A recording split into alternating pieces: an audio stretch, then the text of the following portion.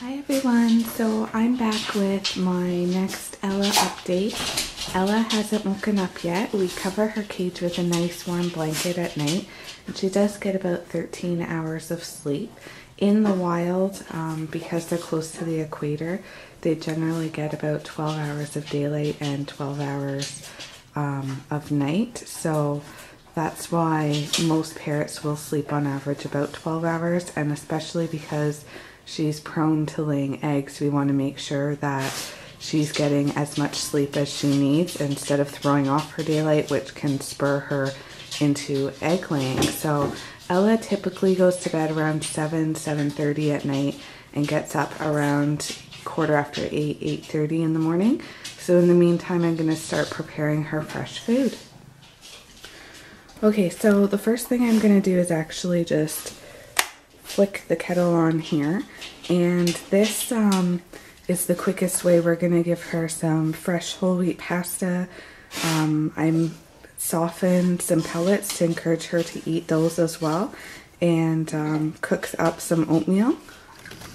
Alright, so I've just got a small amount of her Tropican pellets here, a little bit of whole wheat pasta, and just some regular large oats. I'm just going to pour some water in here and wait about 15 minutes for everything to soften up.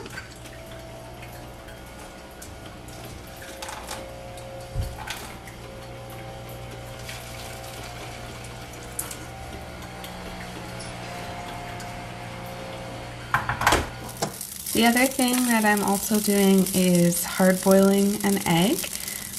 Egg is pretty healthy. I give it to her maybe once or twice a week. The same with our hamster Chandler. So I kind of split this probably into quarters. But it's the shell that the birds really need. The shell is pure calcium. So what you do is actually crush that up in their food. And you'll see Ella will start nibbling on it and chewing on it if she feels that she needs the necessary calcium in her diet. Alright, so these are two of the other things that we've added to Ella's diet. I have had so much trouble trying to get Ella onto pellet diet. She's 6.5 and I've tried it before and she would just never touch them. So what I actually ended up doing was start limiting her seeds a bit. And she was pretty cranky with me, but she has started to eat the pellets, and I noticed her going to the pellet dish a lot more than she goes to the seed dish. And pellets are good to have your parrot on because they have all those essential vitamins and nutrients that may be missing from their diet.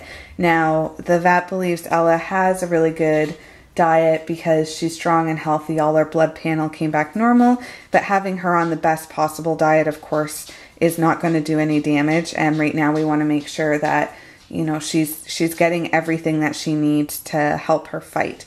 And the other thing is the Living World Clay Cow. And the Living World Clay Cow is basically calcium-rich clay supplement. And because Ella is an egg layer, this has the calcium that she needs to make sure that her bones are strong, that any eggs she does develop are strong as well. And not that we're encouraging her to lay eggs, but if this is a possibility, we want to make sure that we're offering a multitude of calcium supplements. So she does have a cuttle bone and a calcium block in her cage. I also feed her hard-boiled egg regularly, and I crush up the shell because the shell is basically pure calcium. So she likes to nibble on that. She's got some other shells in her cage that are bird toys that she likes to play with, and those are a good source of calcium too. So with the pellets, I offered it in 3 different ways to get her to try and transition onto them a bit. So first I started limiting her seeds. So because Ella has never had issues eating fresh food, her fresh food is always available because I didn't want her starving all day. That's not good for her either. So she get her fresh food in the morning and she get her bowl of pellets. And I didn't offer seeds until around mid-afternoon, and I just give her a small amount so that she felt she could eat them when she wanted, and then I would put her seed dish in at night. And I noticed after a couple of days that she was really starting to try the pellets. In the beginning, she was mostly throwing them around. I think she was really ticked off at me that she wasn't getting her seeds. But then the more that she threw them around, the more she also tried sampling them. I also, as you saw earlier, put some hot water in with them, let them soak a bit, and mash them up and add them to her fresh food and kind of mix it in so that hopefully she would start tasting them a little bit, trying it out because it's mashed. And the other thing some people do that I've heard is effective as well is grind up the pellets and sprinkle them over things like her fresh food and her seeds. I never ended up doing this because within a day or two, Ella was eating her pellets. But that's another thing if you're trying to get your bird onto pellet diet to do as well. So Ella still gets some seeds. She just isn't offered them until the evening. Ideally, you want their diet to be 50% pellets, 25% fresh food, and 25% seeds. So they're still getting those natural things as well in their diet that they need. But they're also getting all the vitamins and nutrients that they need too. Okay, so in Ella's fresh food dish, I've got some just mashed pellets. That's because we're getting her onto pellets right now. She's been pretty good to try them out, but I'm trying to offer them in a few different ways to entice her to eat them. So then we've got a little bit of whole wheat pasta, there's a piece of egg, and I've crumbled some of the yolk in here, as well as the shell, and we've also got some brown rice. So these are the two medications that Ella is on right now. The first is Chlorpalm 250. This is like an alternative to Baytril. It is an antibiotic. You are supposed to wear gloves when you administer this because it can soak into human skin and it's not good for humans. However, unfortunately, they only sent me with one pair of gloves, and of course I ripped both of them within a couple days, so I'm just really careful and I wash my hands really well afterwards, but you should use the latex gloves with them. So she gets 0.03 in the morning and 0.03 at night. We were hoping that we were treating for an inner ear infection. Obviously this isn't the case because she's been on this medication for a week now and she's suffered 2 strokes since then. However, we're also concerned that she might be developing another egg, and if that egg is weak and leaking into her, then this is going to kill any bad bacteria that forms from that yolk. So that's why we've decided it doesn't hurt. When I spoke with the vet, it doesn't hurt to keep her on this. So at this point, we'd rather be safe than sorry. So we've just got her on that. And then the other thing that we've started again is the Medicam. So I can either give 0.02 milliliters of the Medicam once a day, or I can do 0.01 in the morning, 0.01 at night. So that's what I've been doing with the Medicam. Since I have to give this one twice a day anyways, I might as well kind of spread it out for her, because then that way she's not going up and down so much because it's wearing off. You're giving her more at once so she feels good then, but then has a longer time to kind of go down before she gets it again, whereas giving it twice a day kind of helps her level it out a bit. So the idea with this, after speaking with the vet the other day, is we're hoping maybe the Medicam was the reason that she wasn't getting any strokes for so long. Ideally, what we're thinking, what the vet is thinking, is that perhaps the Medicam is acting like aspirin does for people who've suffered strokes. So there's no proof of this. Avian care is basically, it's in its infancy. Like, there is so much that has been learnt about avian care, especially in the last 20 years, but there's still a lot that they just don't know at this point. So although they have ideas of what Ella could possibly have, effective treatments and things are just not available. So right now, because her kidney and liver are so strong and healthy, we can keep her on medications, and we're just really hoping if this has a good chance to get in her system that it helps to prevent some of the strokes that she's having. So I thought now, since it's time to give her morning meds, I would show you Ella getting her her medication.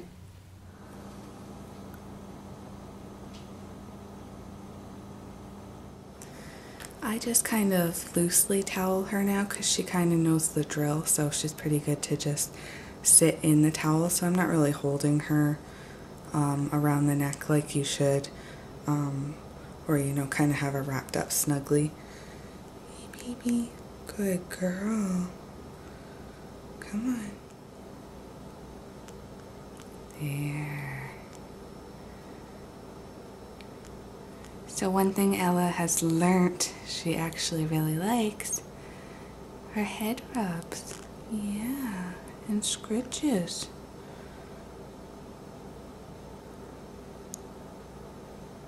She just can't really see your finger come right above her, or she tries to bite it because she's feisty. But we all know that, don't we, Ella? Yeah. You are a good girl taking your medicine. Yeah. Hi, baby. Hello. Yeah. You pretty lady. Mm-hmm. Oh, okay. You want to come sit up here? Alright, so I just thought I'd show you my little journal that I've just been keeping since Ella's last vet appointment. We were trying to determine if there was something environmental or something we weren't offering that could be causing these symptoms. So every day, just as I see things or do something, I write it down, and I've been tracking things like even what pots I use when I cook. Now all my stuff isn't non-stick. You have to be careful with things like non-stick pans because they emit an odor that we usually can't smell, but that birds are very sensitive to. So even though I've made sure that all of my pans, pots and pans aren't non-stick, I've still been tracking like every single pot I've been using, what kind of perfume I've worn, any body moisturizer that's scented that I've worn, just in case there's something environmental that was causing these episodes. The vets don't believe that's the case. They believe at this point that there's something going on with her neurologically. But I was just hoping that maybe there was something, if we made a change, it would make a positive impact on Ella. So the other thing that I do is if there's any episodes, so the other night when she had her stroke, so here's Wednesday, November 20th. I've put exactly the foods that she ate. I was covering our kitchen table just in case there was something to do with the stain that's on it, causing things. So I was covering it with a blanket. So I would note whether she ended up on the table without the blanket on or with the blanket on. But the vet really feels that this isn't the reason these are happening. So then I've said like what time I kind of noticed she didn't look right, you know, what her symptoms were, how long it lasted for, and that kind of thing, just so that I can give the vets an idea. And sometimes when you're really upset, like it's really hard to watch Ella go through all of these things. So just for me, it's good to go back on if there's any key points I may have forgotten. I have my notes here so that I can talk to the vet, let them know her current symptoms and what's going on. This page actually here, because we had the stroke happen again and we weren't sure on whether we should continue the Chlorapalm 250 that she's on right now. So this was November 21st, Thursday, and these were all the things that I needed to ask or talk to the vet about and see, you know, to rule out things, just so that I have a better idea of what they're thinking. And then these were the notes that I made after speaking to the vet. Hi everyone. So it's Saturday, November 23rd, and I just thought I'd give you the most recent Ella update. Ella has had 2 strokes this week, unfortunately. We've just begun the Medicam again yesterday morning, so I'm hoping it will help to prevent the strokes. It just needs some time to get into her system first. When I did talk to the vet, it wasn't really as optimistic as I would have liked. Her stroke basically proved that the chlorpalm 250 isn't doing anything to prevent them. So she definitely doesn't have an inner ear infection. The vet has completely ruled out vitamin or nutrient deficiencies because she's in perfect health. So at this point, there's a couple things they think it could be. It could be egg yolk stroke, which I wasn't quite understanding the difference between that and egg yolk peritonitis. I think egg yolk stroke is just when there is that buildup of fluid like she had with the peritonitis, the pressure it's putting on her system causes strokes. The other possibility was fatty embolism. However, this seems weird because not all her symptoms match that. She's got a perfectly fine liver, and if she had fatty embolism, which basically means she's getting too much fat in her diet, and that sends little deposits of fat to her brain, causing the strokes, then we would have seen her liver would have been fatty as well. They would have seen damage to it. And she's not overweight. She's in good health. And again, even though she had mostly lived off a seed diet until now, because of the range of fresh food she was getting, the vets said she's in good health. So that doesn't really match either. So the next kind of thing they're thinking is like early stages of cancer. So at this point, all we're doing is just treating symptoms as they happen, giving her the best life that we can, and providing supportive care. So when she has these strokes, being there for her, keeping her warm, snuggling her, doing whatever she needs at that time to help get her through them. I've had some people asking about, is it fair her going through these strokes? Obviously, if Ella's quality of life diminishes or these strokes cause permanent damage, we're not going to let her suffer. I'm not that kind of person, and I would never ever put my need to kind of keep her alive over her her suffering. However, right now what's happening is she's having 1 or 2 strokes a week. They last roughly about half an hour to 45 minutes, and she's not in any pain while she has them. She's not frantic, she's not chirping. She just doesn't look very well, and she loses the circulation in her feet and sometimes kind of in her neck area. But as you can see, it hasn't caused any long-term damage, and when she's out of these, she is perfectly fine. So at this point in time, we're just going to continue with treatment and continue, hoping for the best. I want to say thank you so much for everyone's love and support and comforting words this week, as well as your donations. In 1 week, we've reached almost 17% of our goal. So please do not feel that you need to donate to Ella's cause. I've had so many loving people apologize to me because they can't donate any money to her fundraiser, and I just want you guys to know, like, you don't need to apologize to us. We're not expecting you to donate. It's just there that if you can contribute a little bit, it does really help us.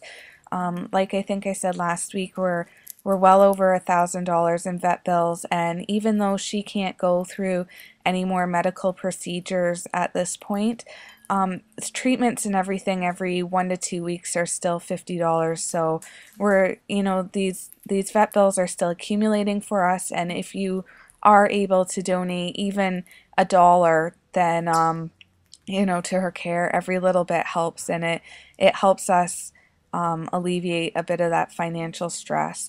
Other than that, guys, I just really, really appreciate everything that you guys have done for us.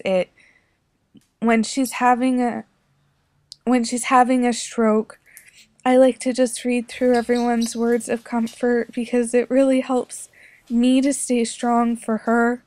Um, it's so hard, seeing her like that, but as long as Ella is willing to fight, I'm willing to fight for her. So, I hope that I can, continue to give you positive updates, show Ella like this, the way that she is right now.